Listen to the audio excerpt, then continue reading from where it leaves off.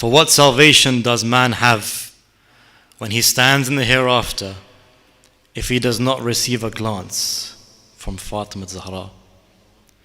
When I'm lowered into my grave and all my loved ones disappear, the sins that once brought me pleasure, now they bring me only despair.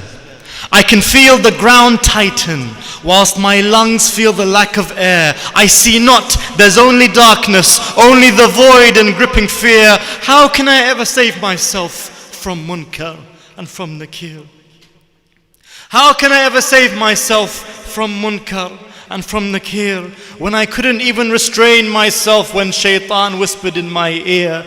Dead, in dead silence, only the moving of the earth I can hear. I hope in Allah's mercy, but I feel that His justice is near. How weighty were my sins that they may tip my scale of deeds. I cry out in fear in my grave, and yet not a single soul heeds.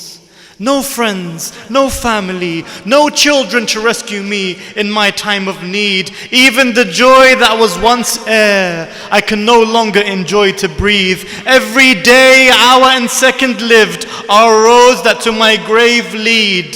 The only thing left worth counting are the prayers upon my prayer beads. What hope is there for me who with his actions hadn't believed? What hope is there for me if my beloved does not intercede? Oh Allah, protect me from that first night I spend in the grave. How apt is it that the master is feared so much by his slave. Protect me from the day I watch all those who I once knew in life leave, and I am left shrouded and alone as a single human heartbeat I crave.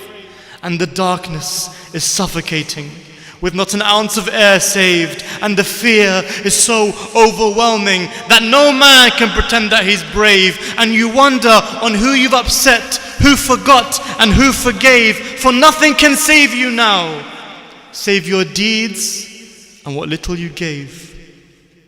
When the width of the grave is tight, its narrowness causing me pain, and I can feel the crushing of the earth, and I'm begging it to show restraint. And I can see small creatures moving, seeking the blood in my bloodless veins, and Munkar and Nakeer appear, but I can't get my tongue to explain. What refuge do I have? What sort of salvation can I attain? How I yearn just one more day of life so that good deeds I can obtain. What slope will ever be steeper? What hope is there that remains if in the grave I am not rescued by my beloved Hussein? What slope will ever be steeper? What hope is there that remains if in the grave I am not rescued by my beloved Hussein? And though my tongue refuses to move, from my soul I'll plead dearly. The same way I visited your grave, in my grave please visit me. Here, crushed by the dust, how I missed the scent of Karbala's dust so terribly. For when this world crushed me in life, it was in your shrine that I found relief.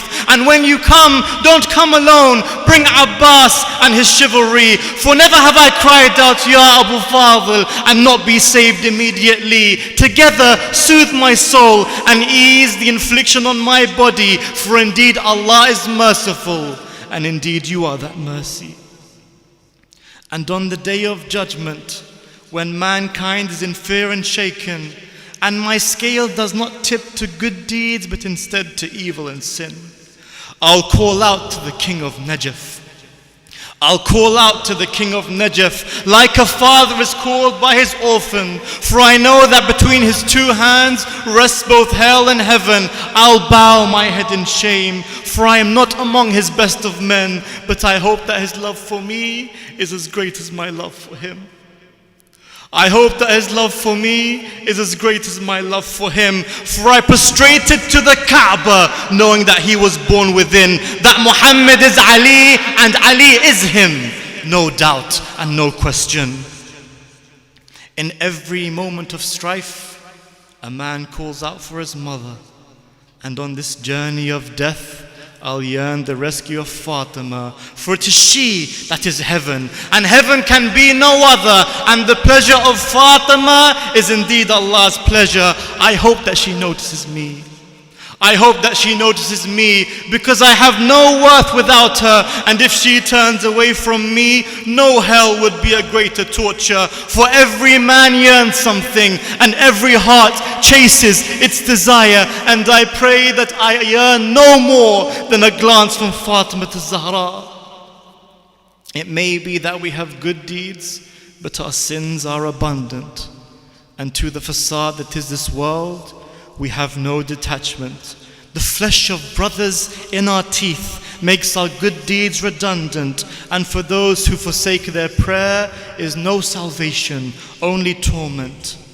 There is no hope for us sinners on the day of judgment, which is why at the door of Fatima we bow down as servants. Because if the Queen of Women notices us even for just a moment, then perhaps on Judgment Day we can say we were triumphant. Then perhaps on Judgment Day we can say we were triumphant. Allahumma salli ala Muhammad wa ali Muhammad.